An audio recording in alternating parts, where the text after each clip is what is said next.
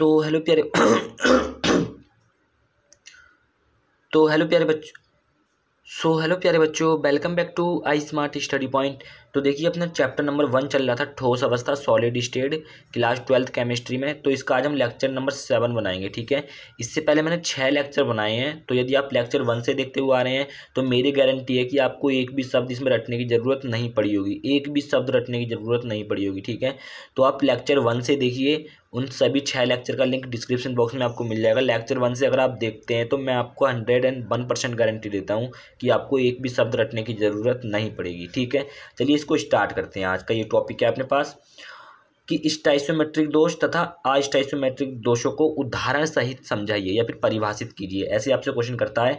बहुत इजी है, समझते चलिएगा, बहुत इजी है। मैंने लिख लिया है सारा, अच्छे तरीके से नोट्स बना लिए हैं बढ़िया करके।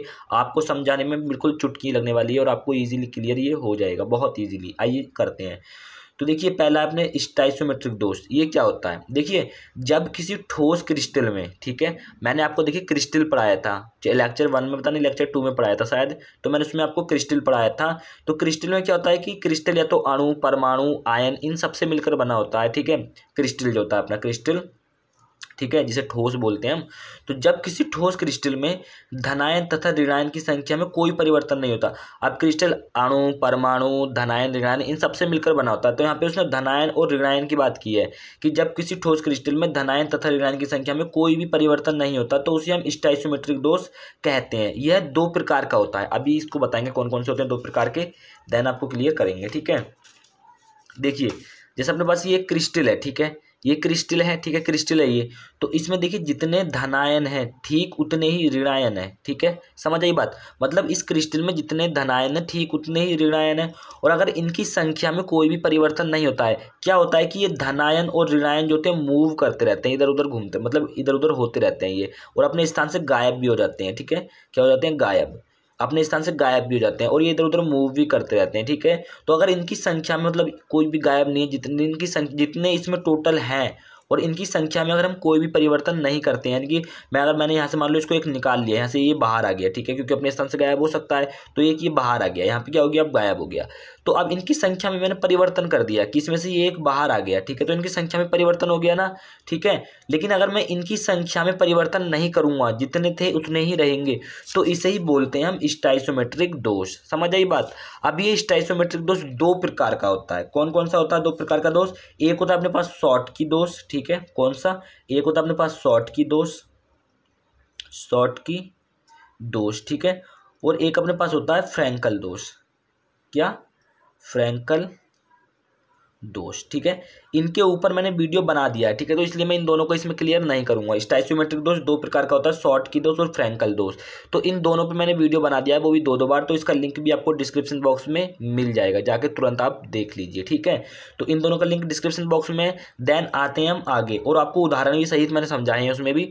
देन हम आगे आते हैं कौन सा? अपना अस्टाइसोमेट्रिक दोष, ठीक है। इसको देख लेते हैं। अब इसमें क्या है, देखिए जब किसी ठोस क्रिस्टल में धनायन तथा ऋणायन की संख्या में परिवर्तन होता है तो उसे ही हम अस्टाइसोमेट्रिक दोष कहते हैं। और यह दोष भी 2 प्रकार का होता है। अब समझिए, जैसे मेरे पास ये क्रिस्टल था एक, ठीक है, क्रिस्टल जालक था, ठीक है। तो इसमें जितने धनायन है और जितने ऋणायन है, अगर मैं इनकी संख्या में परिवर्तन करता हूँ या उनकी संख्या में परिवर्तन होता है तो उसे ही जो परिवर्तन होगा तो उसके कारण जो दोष उत्पन्न होता है ना, मान लीजिए किसी भी चीज़ में अगर आप कुछ कर रहे हैं तो उसमें कुछ ना कुछ तो हलचल होगी, कुछ ना कुछ तो होगा, सीधी बात है।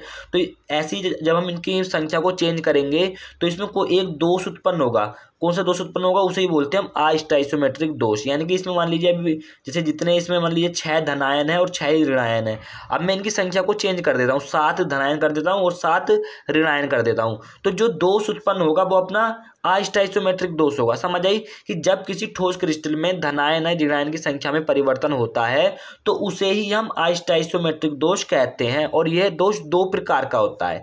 एक होता है अपने पास धातु अधिकता दोष और एक होता अपने पास होता है धातु न्यूनता दोष। समझते चलिएगा, एक होता है धातु अधिकता दोष और एक होता है अपने पास धातु न्यूनता दोष, ठीक है।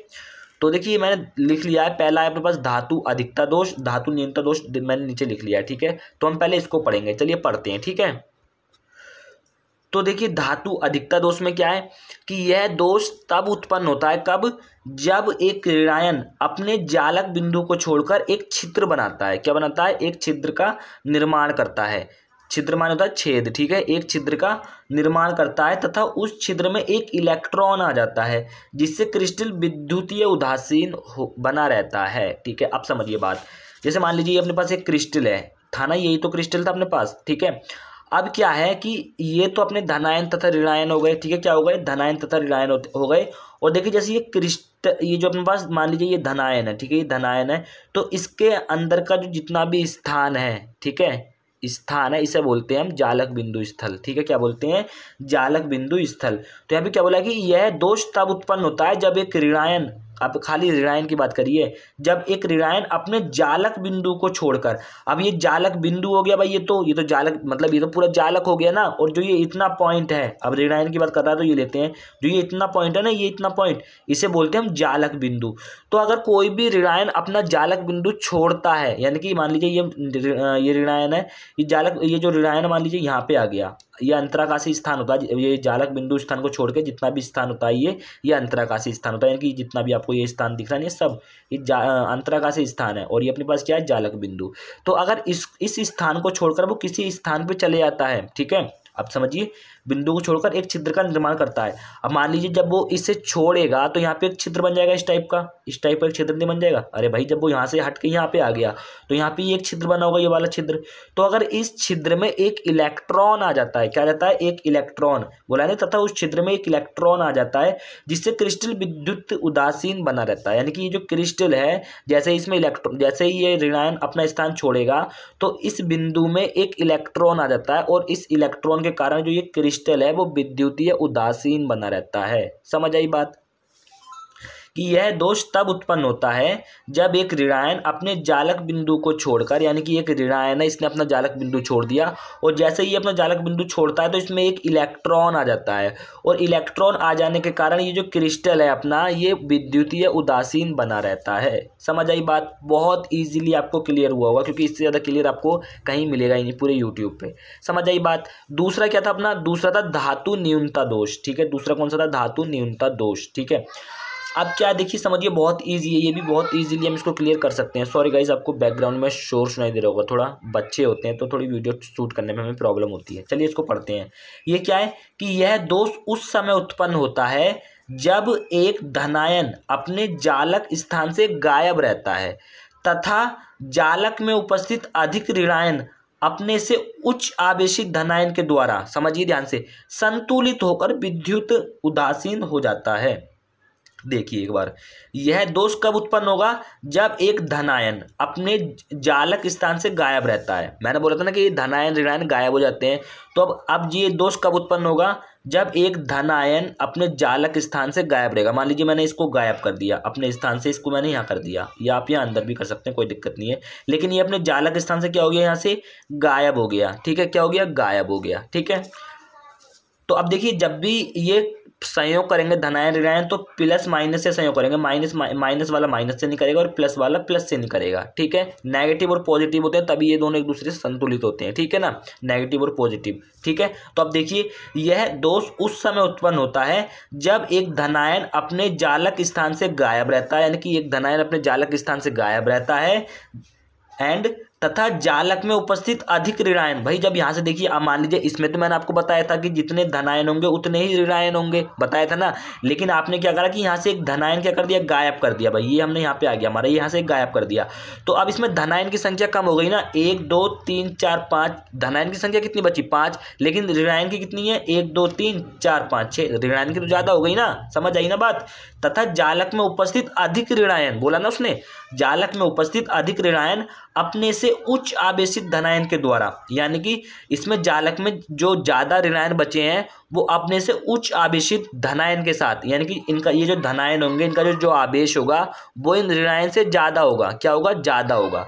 समझ आई बात, कि जो धनायन बचे होंगे ना इसमें 5, इनका जो आवेश होगा वो इन ऋणायन से ज़्यादा होगा, ठीक है। तो ये क्या करेंगे कि उच्च आवेशित धनायन के द्वारा संतुलित होकर विद्युत उदासीन हो जाते हैं। अब ये कहना क्या चाह रहा है, देखिए मान लीजिए आपने ये वाला धनायन जैसे ही गायब करा तो इसमें जितने भी ऋणायन है, मतलब ऋणायन की संख्या तो ज़्यादा होगी, तो जो वो ऋणायन की संख्या जो ज़्यादा होगी वो अपने से उच्च आवेशित वाले, मतलब अपने से उच्च आवेशित वाले जो धनायन होंगे, मान लीजिए इसका आवेश जो है वो 2 कूलाम है और इस वाले धनायन का आवेश जो 5 कूलाम है, तो ये जो है वो इससे संतुलित होकर इस क्रिस्टल को उदासीन, विद्युत उदासीन बना रहता है। ठीक है, समझ आई बात, क्योंकि भाई इसका आवेश तो इससे उच्च हो गया ना, इससे ज़्यादा हो गया ना। ठीक है, बात समझ में आई ना, कि यह दोष उस समय उत्पन्न होता है जब एक धनायन अपने जालक स्थान से गायब रहता है तथा जालक में उपस्थित अधिक ऋणायन अपने से उच्च आवेशित धनायन के द्वारा संतुलित होकर विद्युत उदासीन हो जाता है। ठीक है, इसके उदाहरण देख लेते हैं हम। इसका उदाहरण अपने पास हो जाएगा FeO। ठीक है, FeO, एक हो जाएगा अपने पास FeS और एक हो जाएगा अपने पास NiO। ठीक है, तो 3 मैंने इसके आपको एग्जाम्पल लिखा दिए। देन अपना एक टॉपिक और बचा है, उसको भी देख लेते हैं, F केंद्र या रंग केंद्र। ठीक है, तो देखिए अपने पास ये जो टॉपिक है वो है F केंद्र या रंग केंद्र। ठीक है, इसको भी देख लेते हैं, F केंद्र या रंग केंद्र को। इसमें क्या है कि क्रिस्टल में ऋणायन रिक्तियों में उपस्थित इलेक्ट्रॉनों को ही F केंद्र या रंग केंद्र कहते हैं। बहुत ईजी है, तो बहुत हलवा है, समझ लीजिए। देखिए अभी आपने पढ़ा था धातु अधिकता दोष में कि जैसे क्रिस्टल जालक में कोई ऋणायन गायब हो जाता है तो उसमें जो इलेक्ट्रॉन आ जाते हैं, उसी वो जो इलेक्ट्रॉन आता है वो उस पूरे क्रिस्टल को विद्युत उदासीन बना के रखता है। समझ आई बात, अभी पीछे पढ़ा था ना आपने धातु अधिकता दोष में कि अगर कोई भी ऋणायन गायब हो रहा था तो उसकी जगह पे एक इलेक्ट्रॉन आ रहा था। ठीक है, तो अब जो वो इलेक्ट्रॉन आ रहा था उस इलेक्ट्रॉन को ही हम F केंद्र या रंग केंद्र कहते हैं। सारे टॉपिक एक दूसरे से ज्वाइंट होते हैं यहाँ पे, बहुत ईजी है चैप्टर। ठीक है, तो जो इलेक्ट्रॉन उसमें आता है ना ऋणायन में, तो उसी को हम F केंद्र या रंग केंद्र कहते हैं। वही तो यहाँ पे कहना चाह रहा है कि क्रिस्टल में ऋणायन रिक्तियों में उपस्थित इलेक्ट्रॉनों को ही, भाई यहाँ से ऋणायन गायब हो रहा था, देन यहाँ पे एक इलेक्ट्रॉन आ रहा था, तो उस इलेक्ट्रॉन को ही हम F केंद्र या रंग केंद्र कहते हैं। समझ आई, बहुत बहुत ज़्यादा ईजी है। इसका एग्जाम्पल क्या है, देखिए एग्जाम्पल है इसमें, F केंद्र के कारण पोटेशियम क्लोराइड यानी कि KCl, पोटेशियम क्लोराइड क्रिस्टल बैंगनी रंग तथा लिथियम क्लोराइड क्रिस्टल गुलाबी रंग उत्पन्न करता है। ध्यान दीजिएगा, F केंद्र के कारण जो अपना पोटेशियम क्लोराइड क्रिस्टल होता है वो बैंगनी रंग और जो अपना लिथियम क्लोराइड क्रिस्टल होता है वो गुलाबी रंग उत्पन्न करता है। ठीक है, आपसे बहुविकल्पीय क्वेश्चन में पूछ सकता है कि KCl क्रिस्टल किस कारण से बैंगनी रंग उत्पन्न करता है, तो उसमें काफ़ी ज़्यादा टॉपिक दे देगा, ऐसे दे देगा F केंद्र के कारण, शॉर्टकी दोष के कारण, किसी भी चीज़ के कारण आपको वहाँ पे 4 ऑप्शन दे देगा और आपसे बहुविकल्पीय में बना देगा क्वेश्चन यहाँ से। ठीक है, ऐसे ही इसका पूछ सकता है बहुविकल्पीय में, तो आपको ध्यान रखना है। इसलिए मैं कहता हूँ कि आपको टॉपिक पढ़िए, चाहे थोड़ा टाइम लगे, लेकिन उस टॉपिक को ऐसे पढ़िए कि कोई भी छूटने ना पाए। ठीक है, अब मुझे आप एक बात बताइएगा, क्या इन सभी का PDF नोट्स के लिए एक टेलीग्राम ग्रुप बनाया जाए जिसमें मैं आपको पढ़ाने के बाद PDF डाल दिया करूँ और आप वहाँ से नोट कर लिया करें? बताइएगा मुझे इस वीडियो कमेंट सेक्शन में, अगर आप बताएंगे और बनाना होगा देन हम एक टेलीग्राम ग्रुप क्रिएट कर लेंगे। ठीक है, तो आई होप कि आपको आज का वीडियो पसंद आया होगा। वीडियो पसंद आया तो वीडियो को एक लाइक जरूर कर दीजिएगा और चैनल पे पहली बार आए तो सब्सक्राइब कर लीजिएगा, क्योंकि ऐसे ही टॉपिक आपको लगातार मिलते रहेंगे। ठीक है, बाकी आप डिस्क्रिप्शन बॉक्स चेक कर लीजिए, वहाँ पे आपको सब कुछ मिल जाएगा। तो मिलते हैं नेक्स्ट वीडियो में, तब तक के लिए जय हिंद, वंदे मातरम, भारत माता की जय।